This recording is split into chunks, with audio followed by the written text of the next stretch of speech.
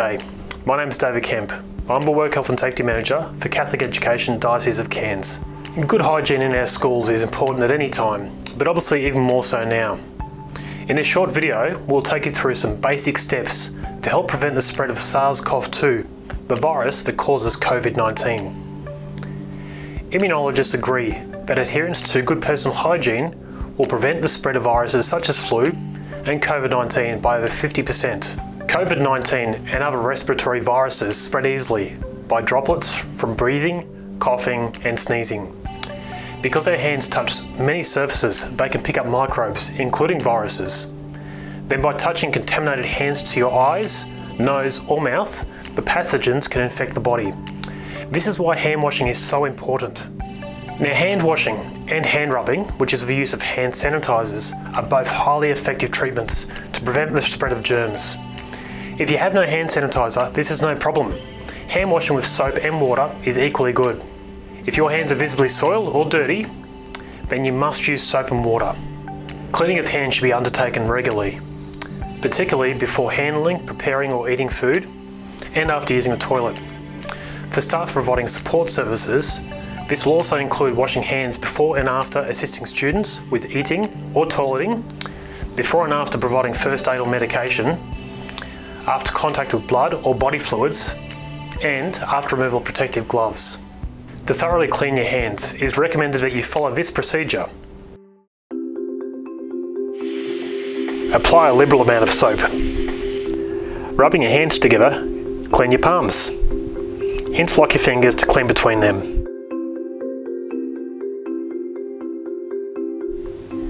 Clean the backs of your palms in the same way. Clasp your hands together to clean the back of your fingers. Now clean your thumbs.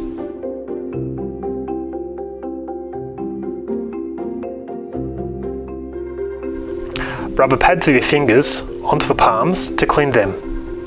Next, use your elbow to turn on the tap and rinse the soap off your hands. Turn the tap off again using your elbow. Dry your hands thoroughly with a single-use paper towel. If you are using a tap with a turning mechanism, use a paper towel to turn it off after washing. Your hands are now clean. If you have hand sanitizer, the following procedure is recommended for cleaning your hands. Apply a palmful of the sanitizer in a cupped hand, covering all surfaces. Clean your palms by rubbing them together. Clean the backs of your hands. Then, interlace your fingers and clean between them. Clasp your fingers together and clean the backs of your fingers. Next, clean your thumbs. Rub your finger pads on your palms to clean them. Once dry, your hands are safe.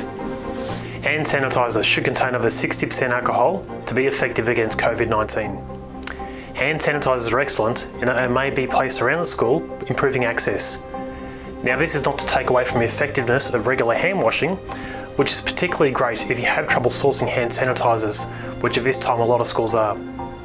And remember, if your hands are visibly soiled, you must use soap and water, as COVID-19 and the common flu are both spread through respiratory droplets.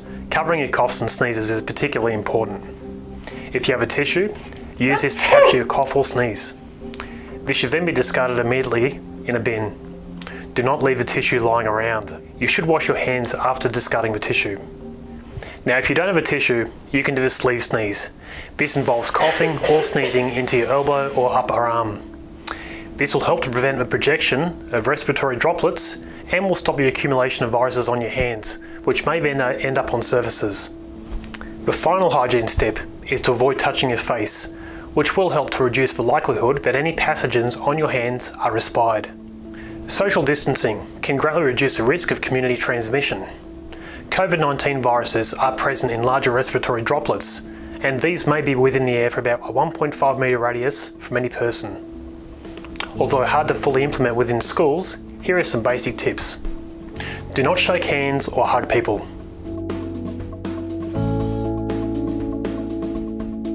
A personal favourite of mine is the Live Long and Prosper sign, as it has a good message and does not violate social distancing guidelines.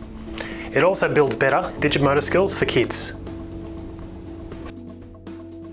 Finally, even though the 1.5 metres is guidance, it is particularly important if someone is coughing, sneezing, or is otherwise sick.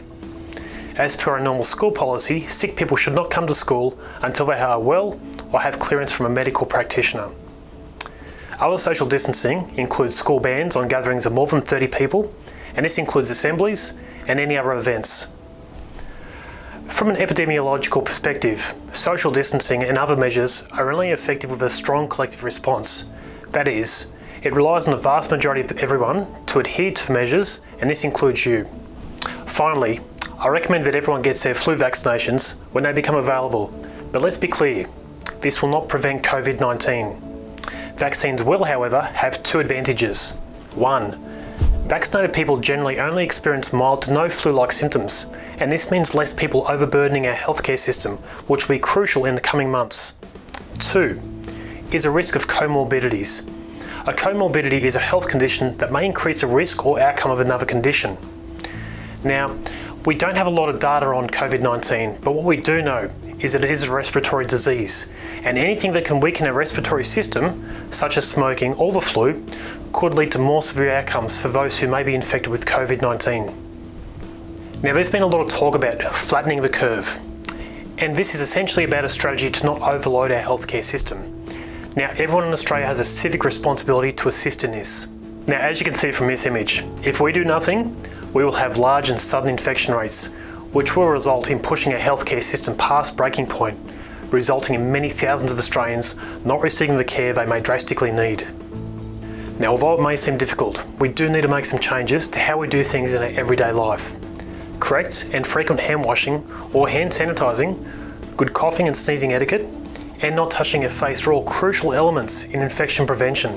Other measures, such as social distancing, staying at home when you're sick, and getting immunised for the flu, all help to prevent the number of people presenting at a hospital, allowing our healthcare system to cope, and our loved ones to receive the care they need. These are not short-term measures, however. The COVID-19 threat may be with us for many months, and if we don't keep these good behaviours up, we may see infection rates increase again. As you can see from these images, this relies on a collective response, and this means that you, me, and all of our loved ones need to make changes to how we live to ensure we can all enjoy happy, healthy futures.